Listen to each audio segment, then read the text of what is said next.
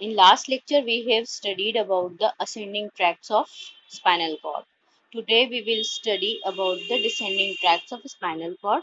And descending tract of spinal cord का मतलब क्या होता है? जैसे हमने पढ़ा था, ट्रैक्ट का मतलब होता है नर्व फाइबर का कलेक्शन।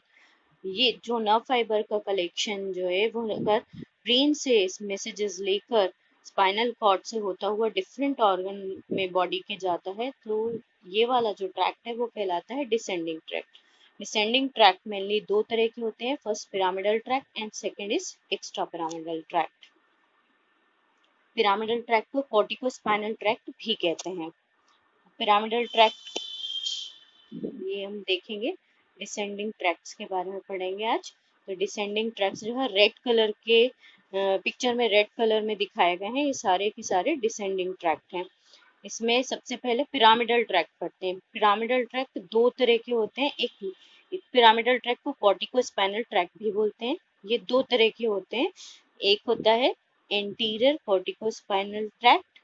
एंटीरियर कॉर्टिकोस्पाइनल ट्रैक्ट हमने एंटीरियर वाइट कॉलम के अंदर देखेंगे। तो एंटीरियर वाइट कॉलम में जो कमीजर है, एंटीरियर कमीजर है, उसके पास में दिखाई दे रहा है, ये एंटीरियर कॉर्टिकोस्पाइनल ट्रैक्ट है।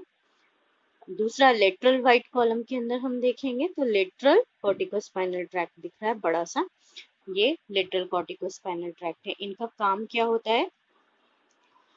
जो एंटीरियर कॉर्टिकोस्पाइनल ट्रैक्ट है, पिरामिडल ट्रैक्ट हमने पढ़ा, पिरामिडल ट्रैक्ट क्या होता है? कॉर्टिकोस्पाइनल ट्रैक्ट होता है।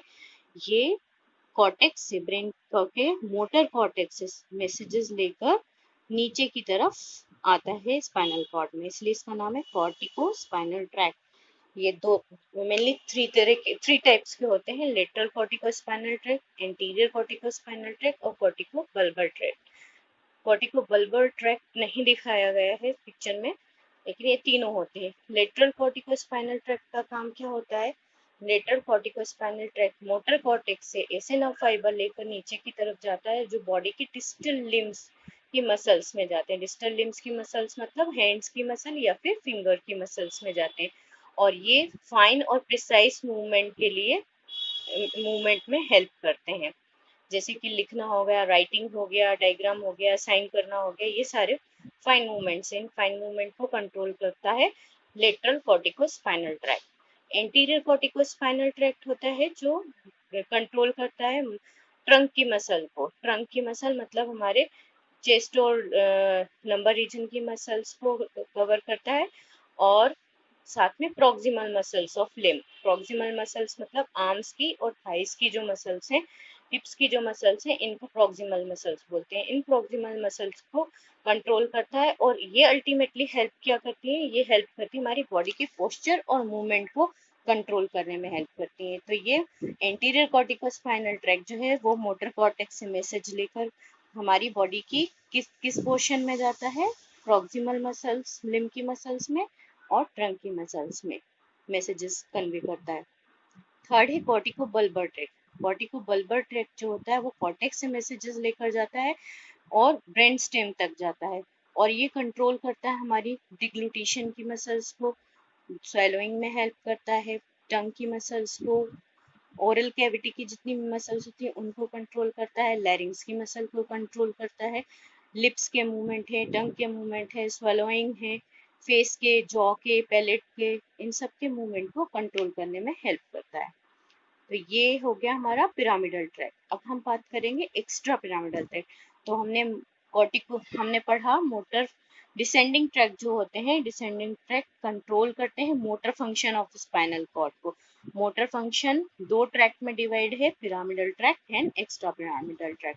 पिरामिडल ट्रैक में लेटरल कॉर्टिकोस्पाइनल ट्रैक्ट होता है, एंटीरियर कॉर्टिकोस्पाइनल और कॉर्टिकोबल्बर ट्रैक्ट होता है। दूसरा होता है division extra pyramidal tract. Extra pyramidal tract को याद रखना है तो इसके लिए निमोनिक्स जैसा याद रखना, आर स्क्वायर टीवी।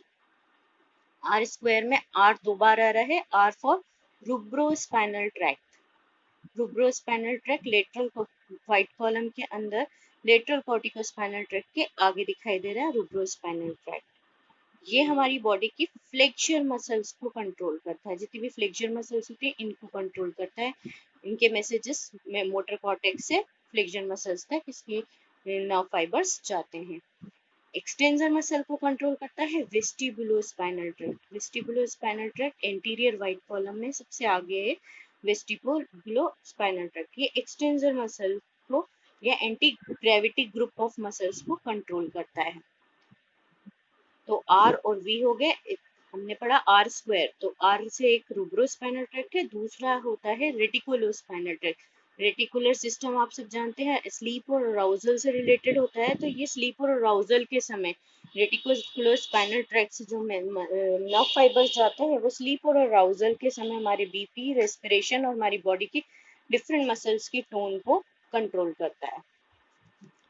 रेटिकुलोस्पाइनल ट्रैक्ट के बाद आर स्क्वायर हो गया टीवी।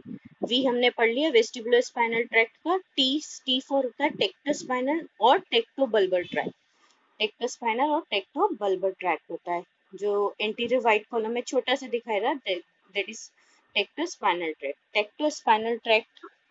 टेक्टोस्पाइनल ट्रैक्ट फैसिलिटेट करता है हमारे मूवमेंट को, बॉडी के मूवमेंट या पोस्चरल मूवमेंट होते हैं जो विजुअल और ऑडिटरी स्टिमुलाई के रिस्पॉन्स में होते हैं। जैसे किसी ने आपको आवाज लगाई तो आपकी बॉडी पीछे मुड़ के हम देखेंगे, वो कहलाते हैं